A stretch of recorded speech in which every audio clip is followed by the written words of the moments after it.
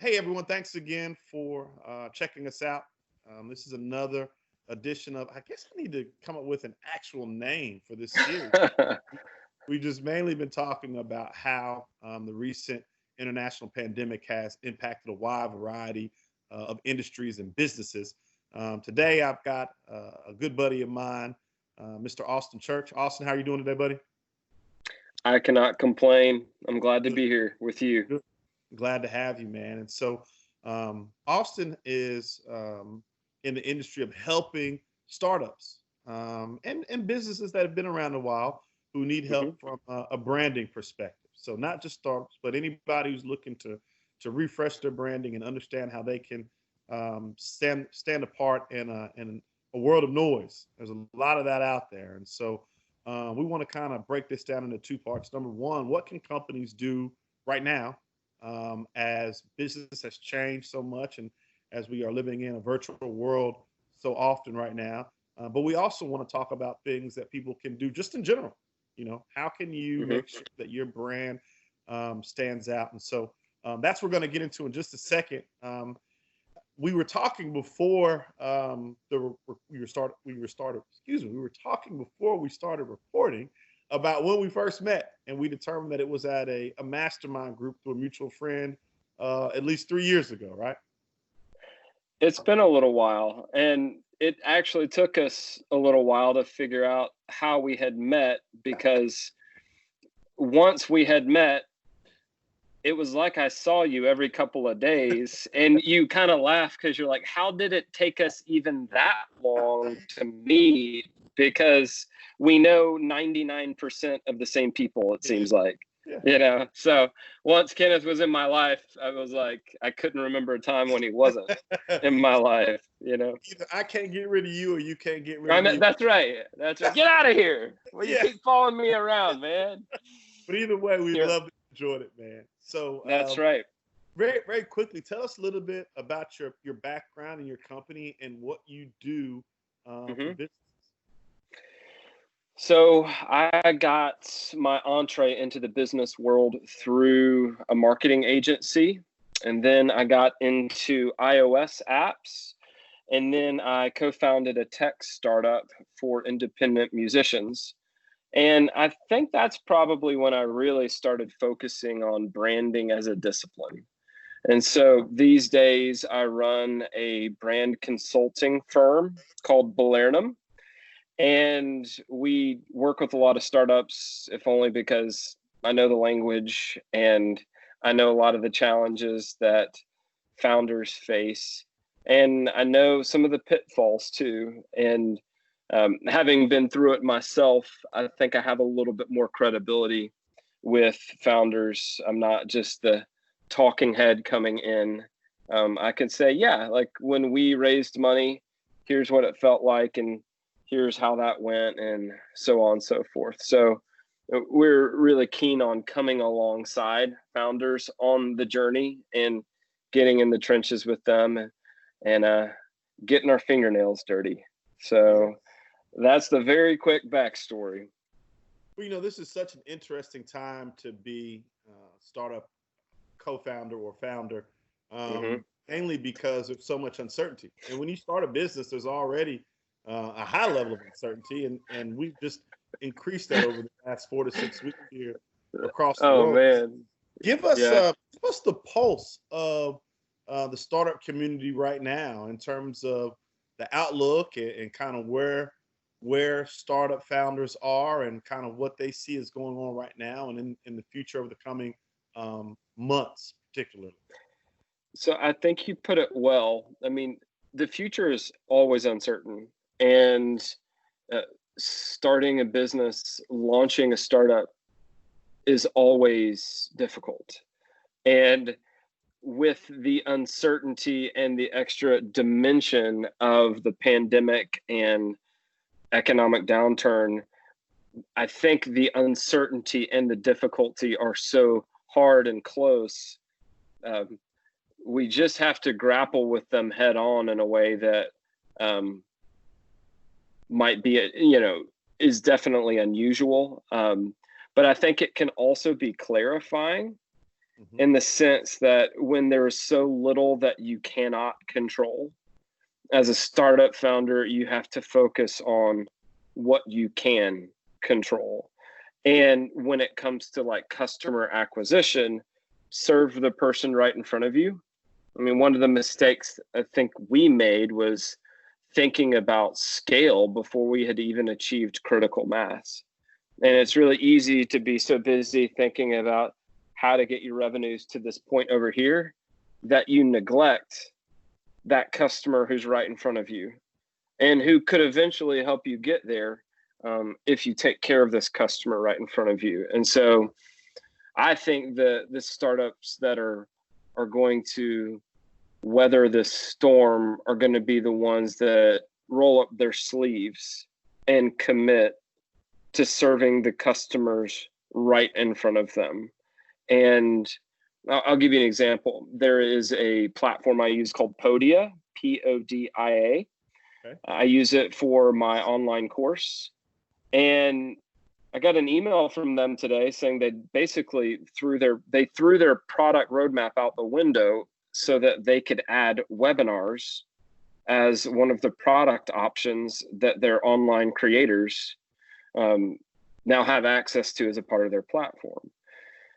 And they did it because they've been listening to all of their customers, right? And so I think now more than ever is the time to listen to your customers, right? Now, you always have to live in that tension of what is your business roadmap? What's your product roadmap?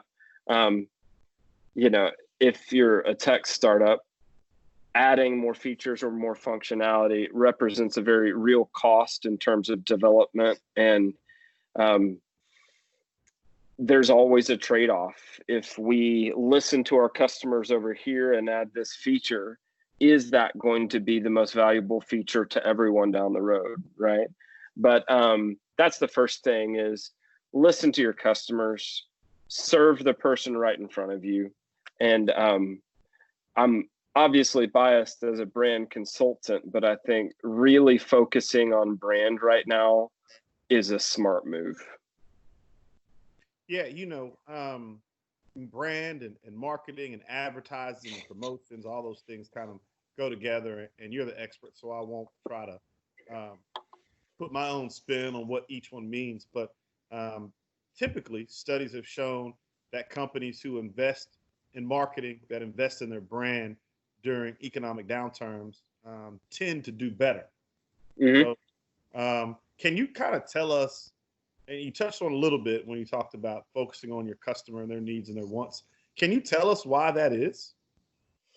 So I think the a downturn amplifies what is always happening, which is there are winners and losers. Mm-hmm. You know, people will still spend money. They may spend a little bit less money, but in my industry and in yours, people still have needs. There will still be deals done.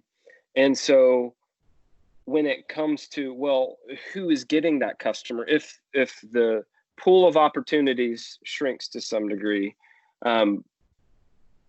why do people make the choices that they do to go with this startup or that startup, to go with this IT and managed business services firm or that one?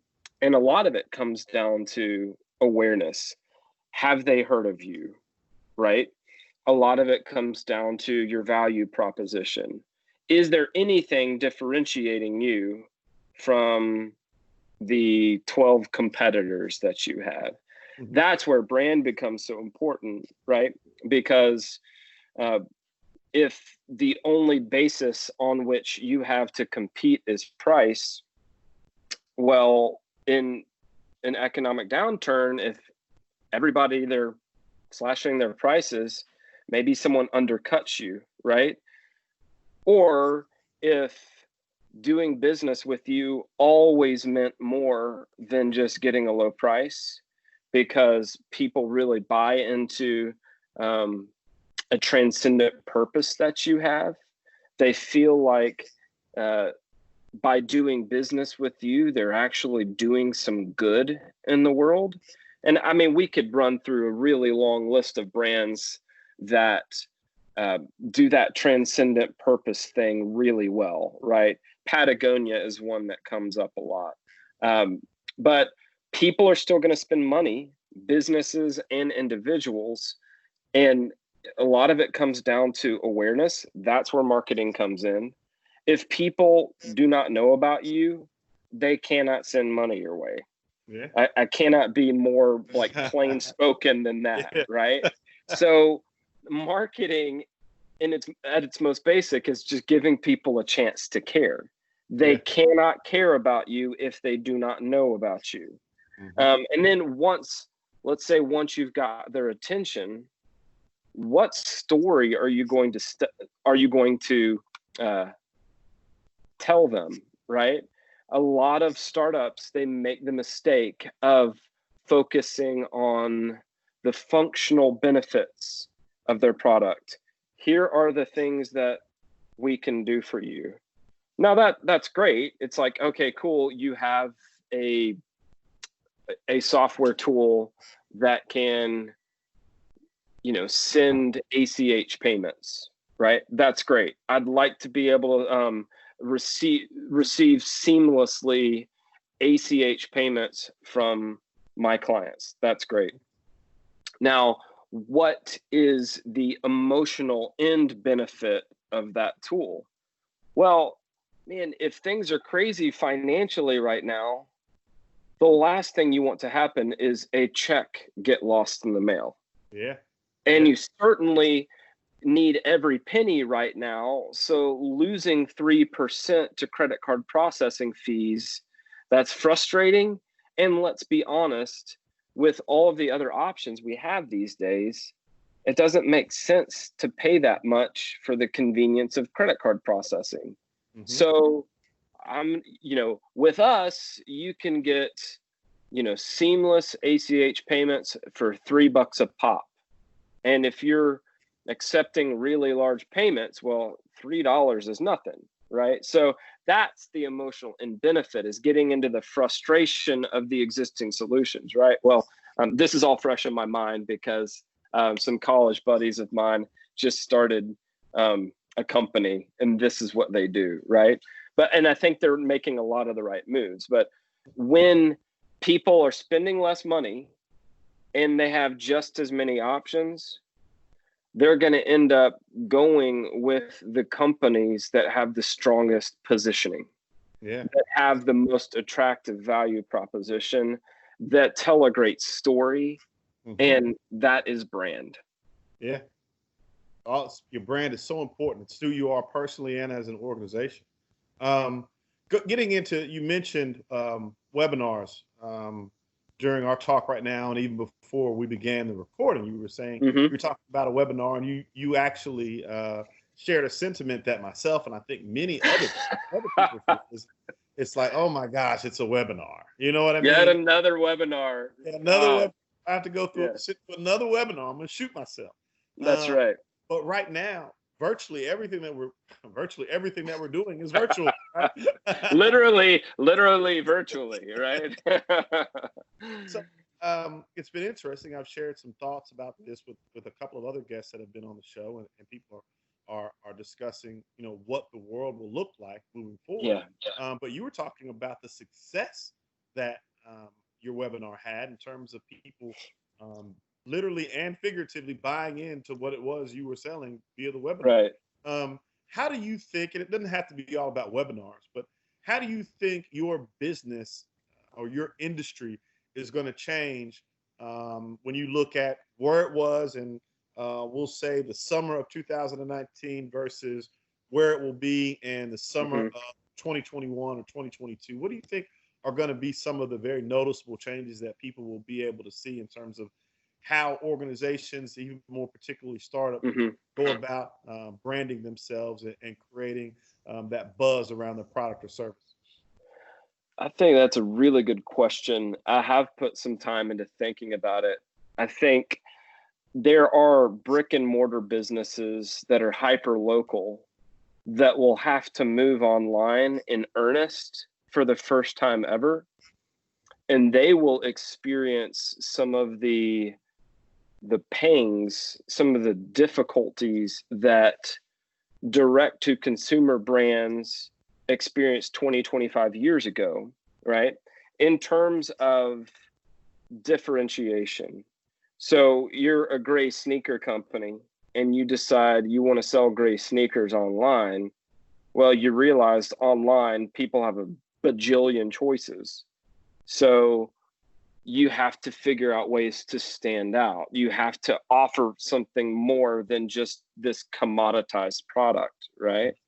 Well, if you're a hyper local business and you're always able to depend to some degree on foot traffic, on getting business locally, and then this pandemic happens, and it's strange to be in the middle of this paradigm shift before it has fully finished.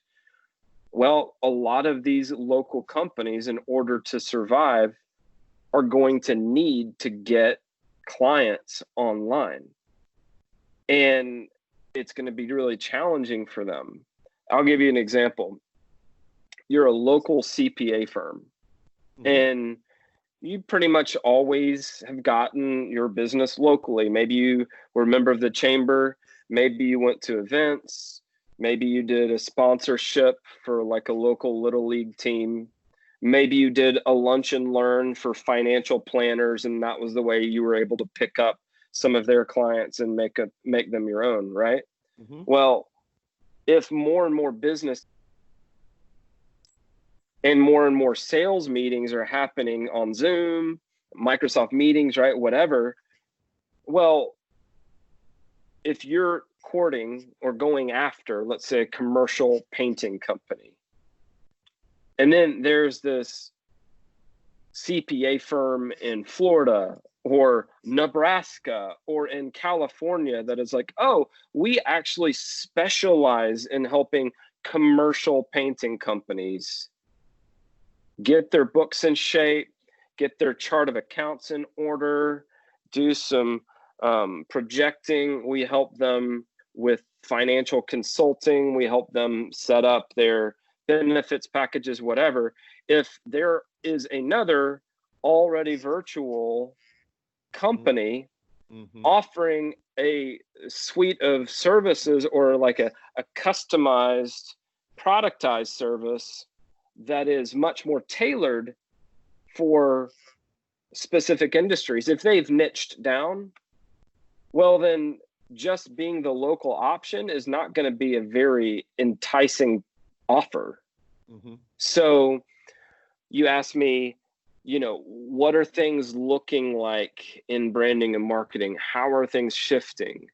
There are going to be all these local businesses that are going to actually have to have a real value proposition for the first time ever. Because just saying to a commercial painting company, we can do your tax prep, and if we meet quarterly, well, we can help you with some projections and maybe like tell you when it is or is not a good idea to hire a second crew, right? Again, if there's another firm that is niched down, you can't compete.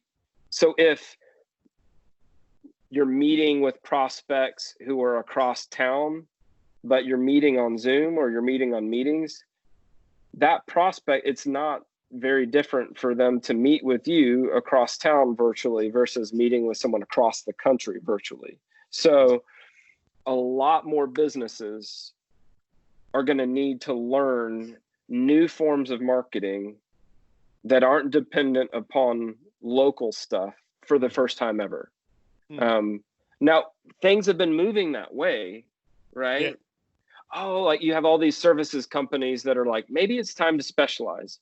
Maybe it's time to pick a niche, whatever. But I think this is going to hasten that. Like that paradigm shift has now accelerated. Yeah. This is and then the Band-Aid.